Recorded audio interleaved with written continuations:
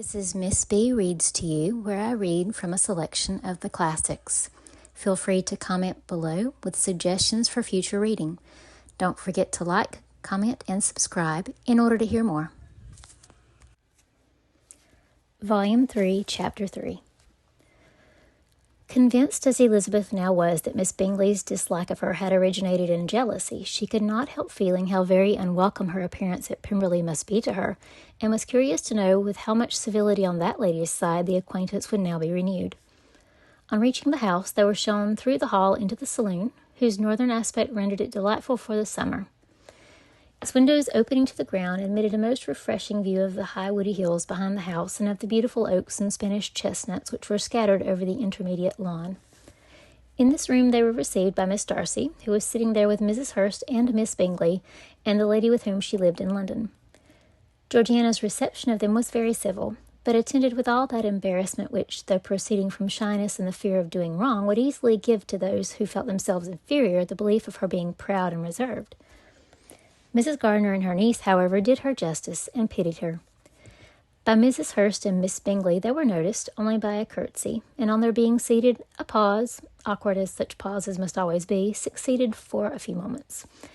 It was first broken by Mrs. Ainsley, a gentle, agreeable-looking woman whose endeavour to introduce some kind of discourse proved her to be more truly well-bred than either of the others, and between her and Mrs. Gardiner, with occasional help from Elizabeth, the conversation was carried on. Miss Darcy looked as if she wished for courage enough to join in it, and sometimes did venture a short sentence when there was least danger of its being heard. Elizabeth soon saw that she was herself closely watched by Miss Bingley, and that she could not speak a word, especially to Miss Darcy, without calling her attention. This observation would not have prevented her from trying to talk to the latter, had they not been seated at an inconvenient distance, but she was not sorry to be spared the necessity of saying much. Her own thoughts were employing her. She expected every moment that some of the gentlemen would enter the room. She feared that the master of the house might be amongst them, and whether she wished or feared it most she could not determine. After sitting in this manner a quarter of an hour without hearing Miss Bingley's voice, Elizabeth was roused by receiving from her a cold inquiry after the health of her family. She answered with equal indifference and brevity, and the others said no more. The next variation which their visit afforded was produced by the entrance of servants with cold meat, cake, and a variety of all the finest fruits in season. But this did not take place till after many a significant look and smile from Mrs. Ainsley to Miss Darcy had been given to remind her of her post. There was now employment for the whole party, for though they could not all talk, they could all eat, and the beautiful pyramids of grapes, nectarines, and peaches soon collected them round the table. While thus engaged, Elizabeth had a fair opportunity of deciding whether she most feared or wished for the appearance of Mr. Darcy by the feelings which prevailed on his entering the room, and then, though but a moment before she had believed her wishes to predominate, she began to regret that he came. He had been some time with Mr. Gardiner, who, with 2 or 3 other gentlemen from the house, was engaged by the river, and had left him only on learning that the ladies of the family intended a visit to Georgiana that morning. No sooner did he appear than Elizabeth wisely resolved to be perfectly easy and unembarrassed, a resolution the more necessary to be made, but perhaps not the more easily kept, because she saw that the suspicions of the whole party were awakened against them, and that there was scarcely an eye which did not watch his behaviour when he first came into the room. In no countenance was attentive curiosity so strongly marked as in Miss Bingley's, in spite of the smiles which overspread her face whenever she spoke to one of its objects. For jealousy had not yet made her desperate, and her attentions to Mr. Darcy were by no means over. Miss Darcy, on her brother's entrance, exerted herself much more to talk, and Elizabeth saw that he was anxious for his sister and herself to get acquainted, and forwarded as much as possible every attempt at conversation on either side. Miss Bingley saw all this likewise, and in the imprudence of anger took the first opportunity of saying with sneering civility, "Pray, Miss Eliza, are not the Shire militia removed from Meryton? They must be a great loss to your family." In Darcy's presence she dared not mention Wickham's name, but Elizabeth instantly comprehended that he was uppermost in her thoughts, and the various recollections connected with him gave her a moment's distress. But exerting herself vigorously to repel the ill-natured attack, she presently answered the question in a tolerably disengaged tone. While she spoke, an involuntary glance showed her Darcy with an heightened complexion, earnestly looking at her, and his sister, overcome with confusion, unable to lift her eyes.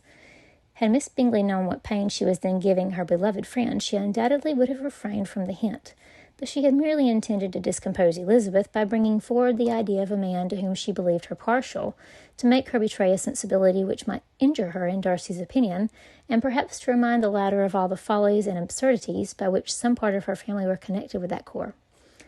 Not a syllable had ever reached her of Miss Darcy's meditated elopement. To no creature had it been revealed, where secrecy was possible except to Elizabeth, and from all of Bingley's connections her brother was particularly anxious to conceal it from that very wish which Elizabeth had long attributed to him of their becoming hereafter her own. He had certainly formed such a plan, and without meaning that it should affect his endeavour to separate him from Miss Bennet, it is probable that it might add something to his lively concern for the welfare of his friend. Elizabeth's collected behaviour, however, soon quieted his emotion, and as Miss Bingley, vexed and disappointed, dared not approach nearer to Wickham, Georgiana also recovered in time, though not enough to be able to speak any more. Her brother, whose eye she feared to meet, scarcely recollected her interest in the affair, and the very circumstance which had been designed to turn his thoughts from Elizabeth seemed to have fixed them on her more and more cheerfully. Their visit did not continue long after the question and answer above mentioned, and while Mr. Darcy was attending them to their carriage, Miss Bingley was venting her feelings and criticisms on Elizabeth's person, behaviour, and dress. But Georgiana would not join her. Her brother's recommendation was enough to ensure her favour.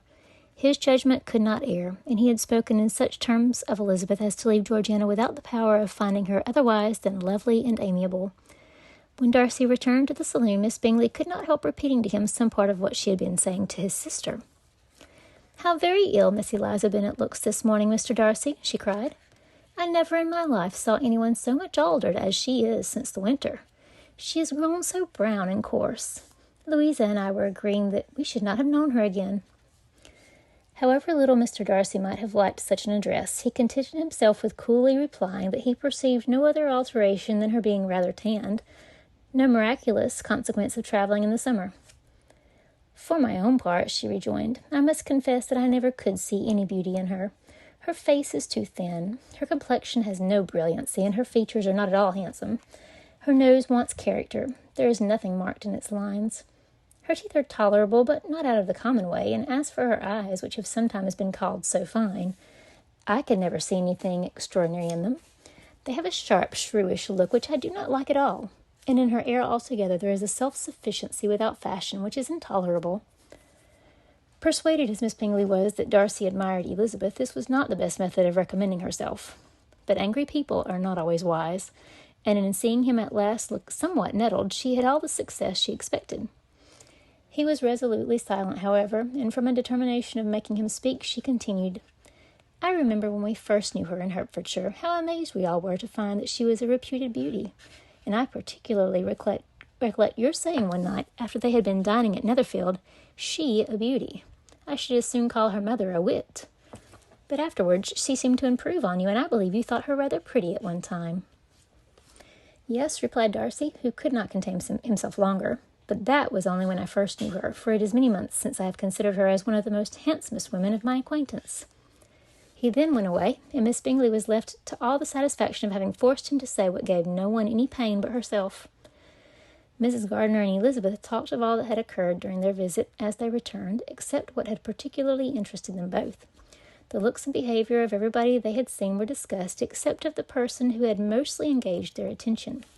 They talked of his sister, his friends, his house, his fruit, of everything but himself.